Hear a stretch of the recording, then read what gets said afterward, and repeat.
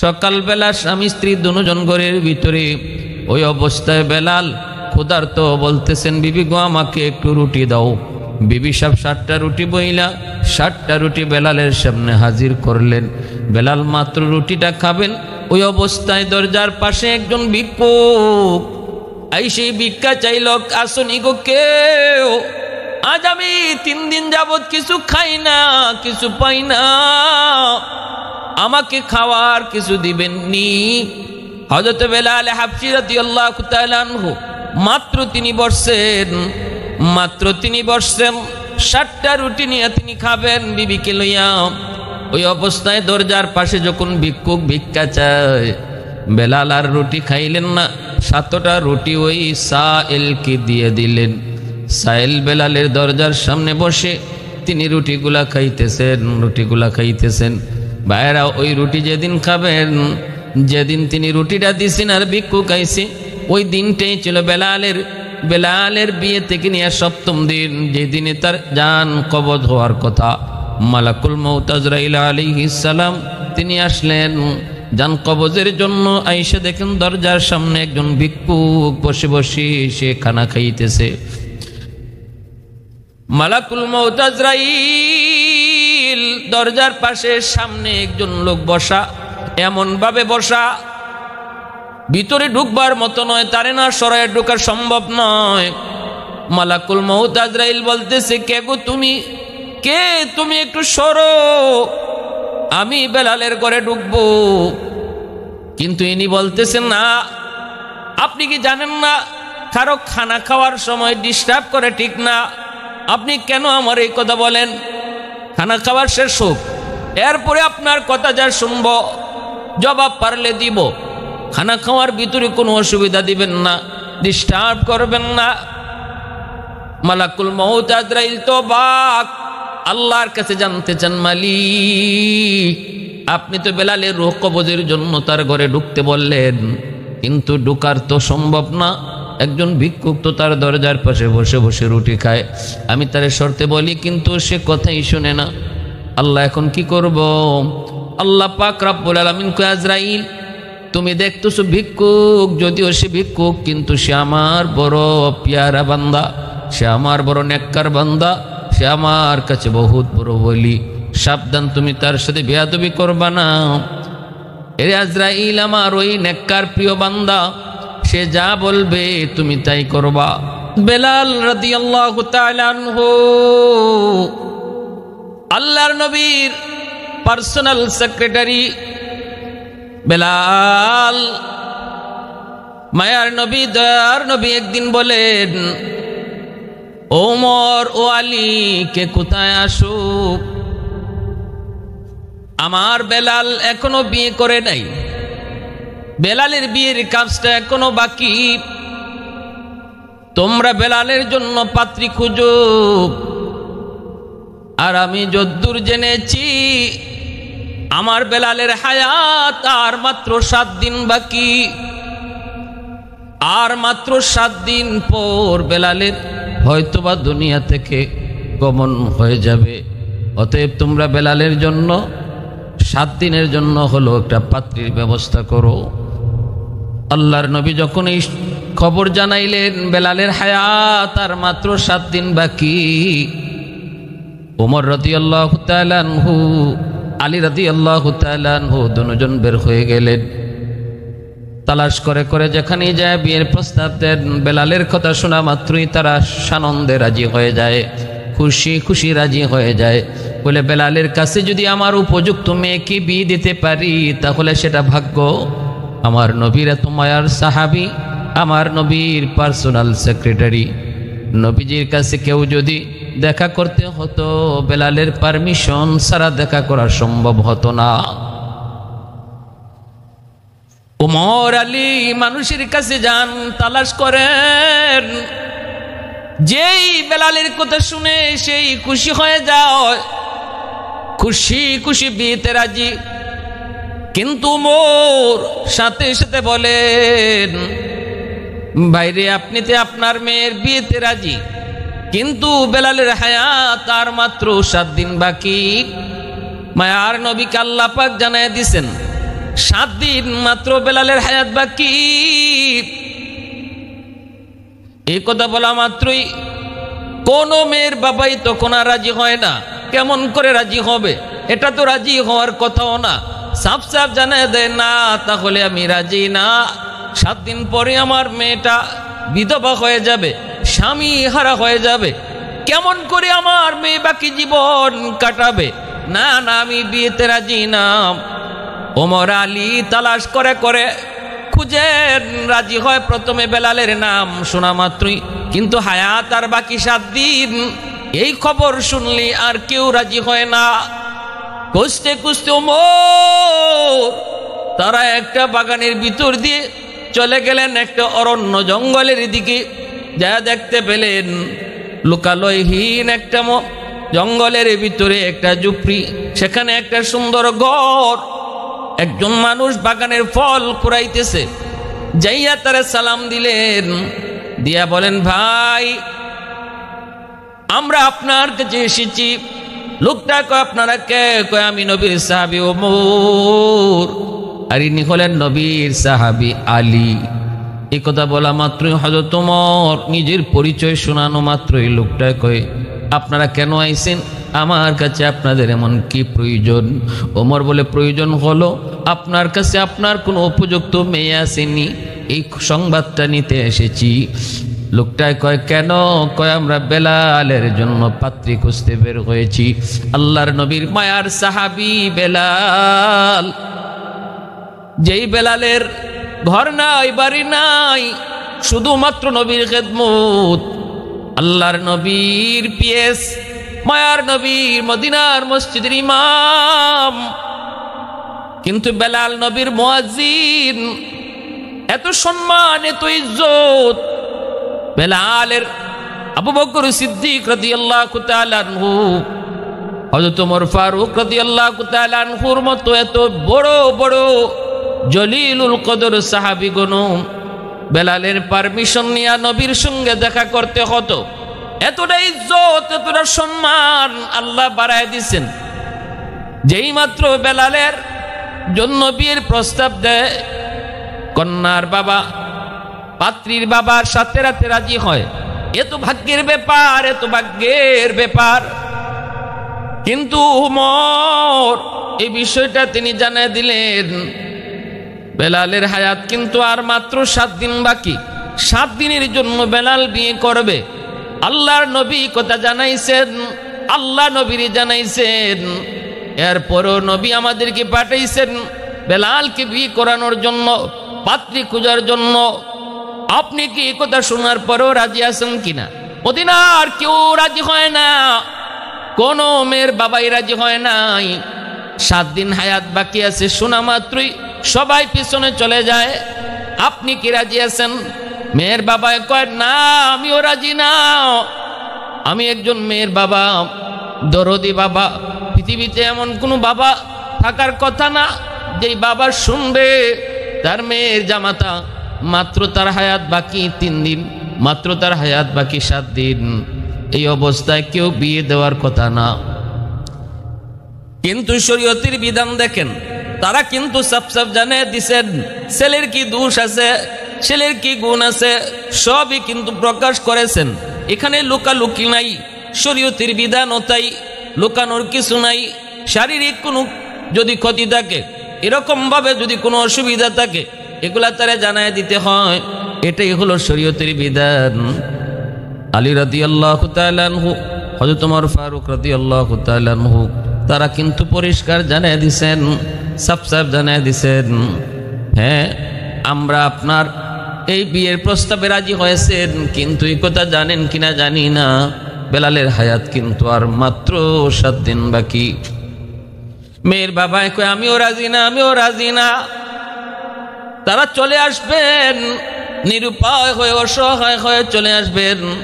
ওই অবস্থায় মেয়েটা ভিতর থেকে আওয়াজগুলি শুনলো, মেয়েটা ভিতর থেকে কথাগুলি শুনলো। মেয়েটা তখন বাবাকে ডাক দেয়া কয়, বাবা আপনি ভিতরে আসেন। বাবাকে ভিতরে নিয়ে মেয়েটা তখন বলতেছে, আব্বু আমি সব কথা শুনেছি, আমি উমরের কথা শুনেছি, আলীর কথাও শুনেছি, বেলালের জন্য তারা পাত্রী খুঁজতে বের হয়েছে তাও শুনেছি, 7 দিন হায়াত আছে বেলালের এই কথাও আমি শুনেছি। বাবা, কেউ বেলালের কাছে বিয়ে দিতে রাজি হয় না, 7 দিন হায়াত বাকি আছে এই কথাটা শুনলে কেউ দেওয়ার কথাও না। কিন্তু বাবা গো, যেহেতু আমার নবী দয়ার নবী সরওয়ারে কায়নাত বেলালের হায়াত 7 দিন বাকি আছে এটা জানার পরেও বেলালের জন্য পাত্রী খুঁজতে বের করেছেন। অতএব এর ভিতরে অবশ্যই মঙ্গল, এর ভিতরে অবশ্যই কামিয়াবি আছে। আমি আমার নবীর প্রতিটা কথাকে ইয়াকিন করি, বিশ্বাস করি। নবীকে আমি আমার জানের চেয়েও বেশি ভালোবাসি। রাসূল বলেন, লা ইউমিনু আহাদুকুম হাত্তা আকুনা আহাব্বা ইলাইহি মিন ওয়ালিদিহি ওয়া ওয়ালাদিহি ওয়ান নাসি আজমাইন। আল্লাহর নবী বলেন, শুধু আমি নবীকে ভালোবাসি বললেই ভালোবাসা হবে না, সন্তান সন্ততি থেকেও আল্লাহর নবীকে বেশি ভালোবাসলে সেই হবে খাঁটি মুমিন। বাপ মার চেয়েও আল্লাহকে যদি কেউ বেশি, নবীকে কেউ বেশি ভালোবাসে তবেই সে খাঁটি মুমিন। নবীজি বলেন, যতক্ষণ পর্যন্ত আমি রাসূল মা বাবা ভাই বোন আত্মীয় স্বজন ছেলে মেয়ে সবার থেকে বেশি প্রিয় না হব, ততক্ষণ পর্যন্ত কেউ কামিল মুমিন নয়, ততক্ষণ পর্যন্ত সে কামিল মুমিন নয়। নবীকে মানার অর্থ কি রে যুবক? নবীকে মানার অর্থ হলো নবীর সব কথা মানা, আল্লাহ নবীর কথার উপরে ইয়াকিন করা, নবীর কথা মানার ভিতরেই মঙ্গল, আল্লাহ রসুলের তরিকা মতো চলার মধ্যেই মঙ্গল, আমাদের সফলতা দুনিয়া আখিরাতের। এই জিনিসটা করা এবং মানা, এর নাম হলো নবীকে মানা, এর নামই হলো নবীকে মানা। মেয়েটার কি পরিমাণ দিনের বুঝ, ওই যুগে মহিলাদের দিলের ভিতরে দিনের কি পরিমাণ বুঝ ছিল রে যুবক। ও আল্লাহর বান্দিরা, একটু খেয়াল করে শোনো, তোমরা এই যুগের নারী, তারাও ছিল নবীর যুগের নারী, তারাও কিন্তু মুসলমান, আর আমি আর তুমিও মুসলমান। আল্লাহর নবীর কথার মধ্যে, নবীর কথা মানার মধ্যে মঙ্গল কামিয়াবি কি পরিমাণ ইয়াকিন ছিল এই বিষয়ের উপর। মেয়েটা ভালো করে জানতেছে তার হবু স্বামী মাত্র 7 দিন হায়াত, মাত্র 7 দিন হায়াত আছে। এই কথা জানার পরেও বাবাকে জানাইতেছে, আব্বা আমি বিয়েতে রাজি, আব্বা আপনি এই বিয়ের আয়োজন করেন, কারণ আমার নবীর কথা মানার মধ্যে আমাদের কোনো ক্ষতি হবে না, আমাদের কোনো লস হবে না, আমাদের পুরোপুরি ইয়াকিন আছে লাভ হবে, সফলতা আসবে। মেয়েটা যখন এই প্রস্তাব নিজের মতামত বাবাকে জানায় দিল, বাবার সাথে সাথে ওমর আলীকেও জানায় দিল, ওমর আমার মেয়ে বিয়েতে রাজি আছে, অসুবিধা নাই, আল্লাহর নবীকে গিয়ে জানান আমার মেয়েও রাজি, আমি নিজেও এই বিয়েতে রাজি। বেলালের সাথে মেয়েটার বিয়ে হয়ে গেল। বিয়ে হওয়ার পর বাসরাতে বেলাল জিজ্ঞেস করেন, আপনি কেমন করে রাজি হলেন গো? আপনি কি জানেন না আমার হায়াত মাত্র 7 দিন বাকি? এই 7 দিনের জন্য আপনি আমার কাছে কেন বিয়ে বসলেন? আল্লাহর বান্দি জবাব দেয়, আল্লাহর বান্দি জবাব দেয়, আমার আল্লাহর নবী তিনি ভালো জানেন, ভালো বুঝেন, আল্লাহর নবীর কথা মানার ভিতরে মঙ্গল। 7 দিনের জন্য বেলাল বিয়ে করবে, এই বিয়েতে যদি কামিয়াবি না আসতো, এই বিয়ের মধ্যে যদি ক্ষতি থাকতো, নবীজি কখনো আপনার জন্য পাত্রী খুঁজতে বের করতেন না, আদেশ দিতেন না। নবী যখন আদেশ দিয়েছেন তাহলে আমার 100 ইয়াকিন, এটা মানার ভিতরে মঙ্গল, মানার ভিতরে কামিয়াবি, এজন্য আমি রাজি হয়ে গেছি। এই কথা বইলা বেলাল শুকরিয়া আদায় করলেন আল্লাহর দরবারে। ভাইরা বন্ধুরা, সকালবেলা স্বামী স্ত্রী দুজন ঘরের ভিতরে, ওই অবস্থায় বেলাল ক্ষুধার্ত, বলতেছেন বিবি গো আমাকে একটু রুটি দাও। বিবি সাহেব 7টা রুটি বইলা 7টা রুটি বেলালের সামনে হাজির করলেন। বেলাল মাত্র রুটিটা খাবেন, ওই অবস্থায় দরজার পাশে একজন ভিক্ষুক এই সেই ভিক্ষা চাইল, আসনি গো কেউ, আজ আমি 3 দিন যাবত কিছু খাই না, কিছু পাই না, আমাকে খাওয়ার কিছু দিবেননি? হযরত বেলাল হাবশী রাদিয়াল্লাহু তাআলা আনহু মাত্র তিনি বসছেন, 60টা রুটি নিয়ে তিনি খাবেন বিবিকে লইয়া। ওই অবস্থায় দরজার পাশে যখন ভিক্ষুক ভিক্ষা চায়, বেলাল আর রুটি খাইলেন না, 7টা রুটি ওই সাইলকে দিয়ে দিলেন। সাইল বেলালের দরজার সামনে বসে তিনি রুটিগুলা খাইতেছেন। ভাইরা, ওই রুটি যেদিন খাবেন, যেদিন তিনি রুটিটা দিছেন আর ভিক্ষুক খাইছে, ওই দিনটাই ছিল বেলালের বিয়ে থেকে নিয়ে 7ম দিন, যে দিনে তার জান কবজ হওয়ার কথা। মালাকুল মউত আজরাইল আলাইহিস সালাম তিনি আসলেন জান কবজের জন্য। আয়েশা দেখেন দরজার সামনে একজন ভিক্ষুক বসে বসে সে খানা খাইতেছে। মালাকুল মউত আজরাইল দরজার পাশে সামনে একজন লোক বসা, এমন ভাবে বসা ভিতরে ঢুকবার মতো নয়, তারে না সরায় ঢোকা সম্ভব নয়। মালাকুল মউত আজরাইল বলতেছে, কে গো তুমি, কে তুমি, একটু সরো, আমি বেলালের ঘরে ঢুকবো। কিন্তু ইনি বলতেছেন, না, আপনি কি জানেন না কারো খানা খাওয়ার সময় ডিস্টার্ব করে ঠিক না? আপনি কেন আমার এই কথা বলেন? খানা খাওয়ার শেষ হোক, এরপরে আপনার কথা যা শুনব জবাব পারলে দিব। খানা খাওয়ার ভিতরে কোনো অসুবিধা দিবেন না, ডিস্টার্ব করবেন না। মালাকুল মউত আজরাইল তো বাক আল্লাহর কাছে জানতে চান, মালিক আপনি তো বেলালের রূহ কবজের জন্য তার ঘরে ঢুকতে বললেন, কিন্তু ঢুকার তো সম্ভব না। একজন ভিক্ষুক তো তার দরজার পাশে বসে বসে রুটি খায়, আমি তারে শর্তে বলি কিন্তু সে কথাই শুনে না। আল্লাহ এখন কি করব? আল্লাহ পাক রব্বুল আলামিন কয়, আজরাইল তুমি দেখতেছো ভিক্ষুক, যদিও সে ভিক্ষুক কিন্তু সে আমার বড় পিয়ারা বান্দা, সে আমার বড় নেককার বান্দা, সে আমার কাছে বহুত বড় বলি। সাবধান, তুমি তার সাথে বেয়াদবি করবা না।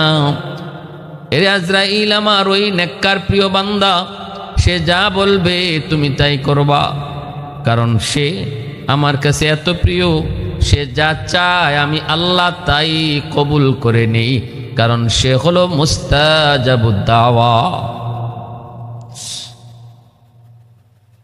उल्फत में तेरी वही सीने दंदान को तूरा, उल्फत में तेरी वही सीने दंदान को तूरा, बू बकर उमर नक्श कदम तेरा न छूरा, अयुशाक नबी वाके असरार मदीना, सुल्तान का सुल्तान है सुल्तान मदीना, सरकार का सरकार है सरकार मदीना। अल्लाह ने मक्का ही में ये काबा बनाया, इस काबा का काबा तेरी मरकद को बनाया। अल्लाह ने मक्का ही में ये काबा बनाया, इस काबा का काबा तेरी मरकद को बनाया। ऐसा लम्हा जी चले जा राह मदीना, सुल्तान का सुल्तान है सुल्तान मदीना, सरकार का सरकार है सरकार मदीना, गुलजार का गुलजार है गुलजार मदीना। अल्लाह पाक को जिब्राइल সাবধান সাবধান, আমার ওই পেয়ারা বান্দার সাথে বেয়াদবি কইরো না। তারে জিগাও সে কি চায়, সে যা চাইবো আমি তাই কবুল করব। মালাকুল মউত আজরাইল আয়েশা বলতেছে, ও আল্লাহর পেয়ারা বান্দা, আপনি কি চান আপনি বলেন, কি চান আপনি বলেন। আপনি যা চাইবেন আল্লাহ তাই কবুল করবে। কেনই করবে না, কেনই করবে না? কারণ হলো ইনি কোনো সাইল নন রে যুবক, ইনি হলেন ওয়াজ কুরুনি রহমাতুল্লাহি আলাইহি, আল্লাহ পাকের বহুত বড় ওলি ওয়াজ কুরুনি রহমাতুল্লাহি আলাইহি, যাকে আল্লাহর নবী ইন্তেকালের আগ মুহূর্তে নিজের পরনের জুব্বাটা হাতিয়া দিয়েছিলেন। আলী আর উমর দুইজনে এই জুব্বা নিয়ে তিনি ওয়াজ কুরুনির খোঁজে তালাশে বের হয়েছিলেন। করোনা এলাকায় আয়েশা মানুষকে জিজ্ঞেস করেছেন, ও মানুষেরা, ওয়াইজ নামে তোমরা কাউরে চিনোনি? মানুষেরা কয় আমরা চিনি একজন পাগল, নাম ওয়াইজ, জঙ্গলের মধ্যে থাকে, বসতির মধ্যে আয় না, মানুষের সাথে মিশে না, এমন একটা মানুষ জঙ্গলের ভিতরে থাকে, মাকে নিয়ে থাকে, একটা উট নিয়ে উট রাখালি করে, উটের দুধ খায়, মাকে নিয়ে জঙ্গলের ভিতরেই থাকে, আর শুধু নামাজ পড়ে, তসবিহ পড়ে, আল্লাহর গুণগান গায়। ওই মানুষটা জঙ্গলের মধ্যে থাকে। ওমর কই কোথায়, কোন দিকে, একটু আমাদেরকে বলো। চলে গেলেন, খুঁজে বের করলেন, জঙ্গলের ভিতরে একটা গাছের নিচে ওয়াইজ করুনি আল্লাহ পাকের কুদরতি কদমে সেজদায় পড়ে কান্দে। সালাম ফিরানোর পর উমর, আলী তারা নিজের পরিচয় দিলেন। আলী নিজের পরিচয় দেন, উমর নিজের পরিচয় দেন। ওয়াজ করুনি বলতেছেন, আপনারা আমার খোঁজে কেন এসেছেন? কয় আমরা আপনার নামটা জানতে চাই, গল্লার পেয়ারা বান্দা, ও গল্লার বলি নবীর আশিক, আপনার নাম কি? ওয়াজ করিনি কয় নাম আব্দুল্লাহ। উমর কয় আব্দুল্লাহ তো আমরাও, আপনার বাপ মা আপনার নাম কি রাখছেন সেটা কোন? ওয়াজ করিনি কয় আমার আব্বা আম্মা নাম রাখছেন ওয়াইজ। বলতেই হযরত উমর কয় আপনার ডান হাতের তালুটা কি একটু দেখতে পারি? ওয়াজ করিনি ডান হাতের তালুটা দেখানো মাত্রই নবী বলে দিয়েছিলেন, উমর আমার পাগল ওয়াজ করিনি যে আল্লাহর প্রেমিক, তারে যখন পাইবা তার চেহারাটা এমন, তার চুলগুলি এমন, তার বডিটা হবে এমন, হাতে তালুতে একটা সাদা দাগ একটা দেখতে পাইবা, ওই সাদা দাগটাও তারা পেয়ে গেলেন, চেহারাও মিলে গেল। সব মিলে যাওয়ার পর, নবীর কথার সাথে সব বিবরণ মিলে যাওয়ার পর ওমর বলে, আপনি সেই ওয়াইজ যাকে আল্লাহ নবী ইন্তেকালের আগে নিজের পরনের জুব্বাটা হাতিয়ে দিছেন। ও গো আল্লাহর গোলাম, ও গো আল্লাহর আশিক, ও গো আল্লাহ প্রেমিক, ও গো নবীর আশিক, নবীর সাথে থাকছি কিন্তু নবীর পরনের জুব্বা হাতিয়া পাই নাই, অথচ আপনি আল্লাহর নবীকে দেখেনও নাই, নবীর পরনের জুব্বা হাতিয়া পেয়ে গেছেন। কোন কারণে? ওয়াজ করুনি কয় আমার মার দোয়া। আল্লাহু আকবার, জোরে বলি আল্লাহু আকবার।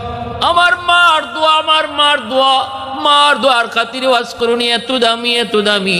এর যুবক, বাপ মার দোয়ার কারণে সন্তান আল্লাহর কাছে দামি হয়। বাপ মার দোয়ার উসিলায় সন্তানের দুনিয়া আখিরাতে উজ্জ্বল হয়। বাপ মার দোয়ার উসিলায় সন্তান দুনিয়াতেও লাভবান হয়।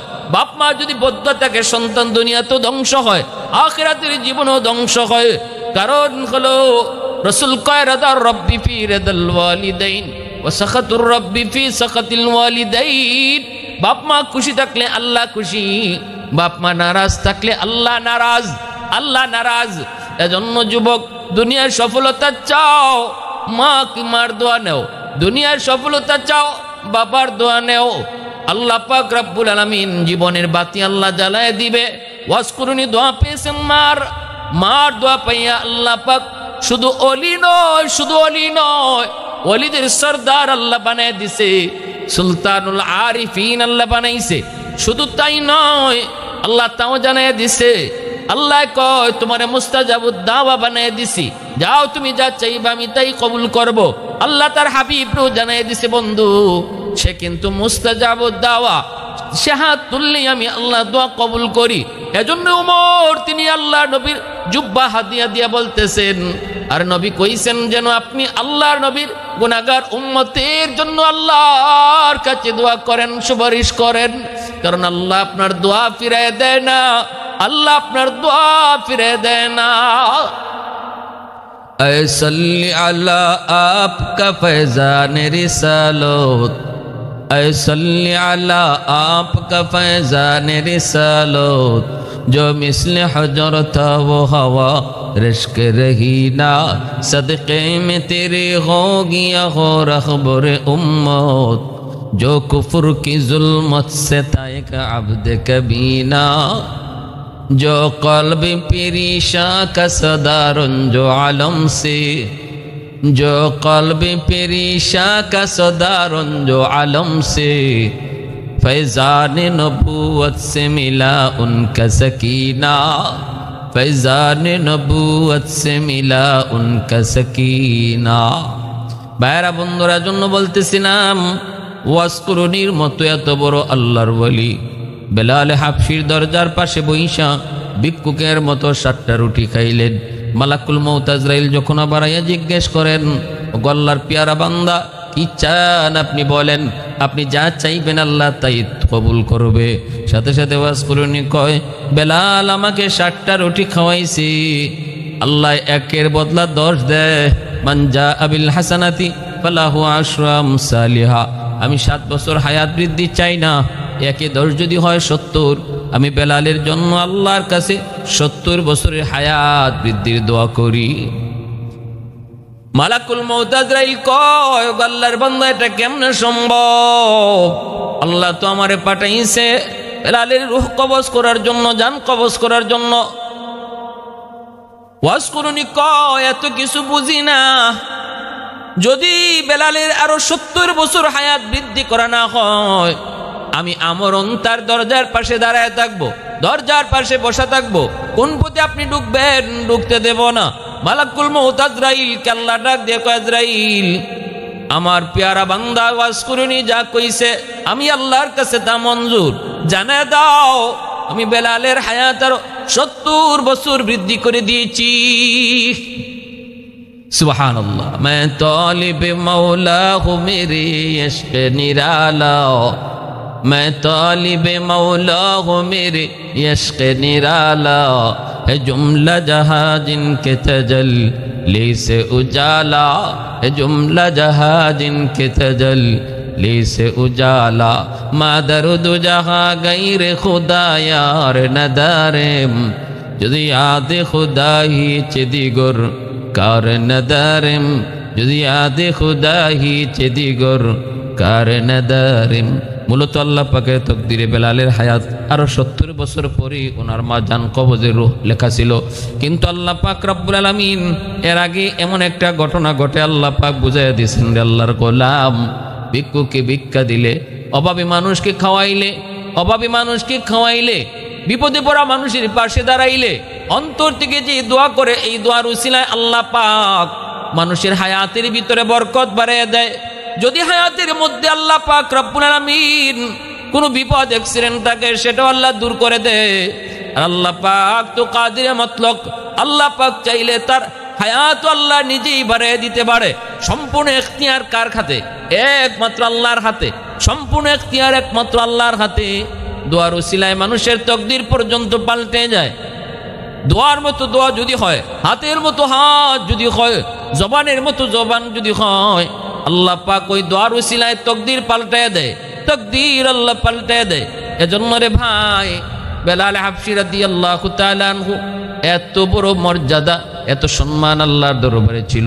ওই বেলাল হাবশী রাদিয়াল্লাহু তাআলা আনহু ছিলেন তিনি উমাইয়ার গোলাম। উমাইয়ার গোলাম থাকতে নবীর উপর ঈমান আনলেন। উমাইয়া বেলালকে নির্যাতন শুরু করলো। মক্কার উশৃঙ্খল যুবকগুলির লেলায় দিল। রাতের বেলাও নির্যাতন, দিনের বেলাও নির্যাতন।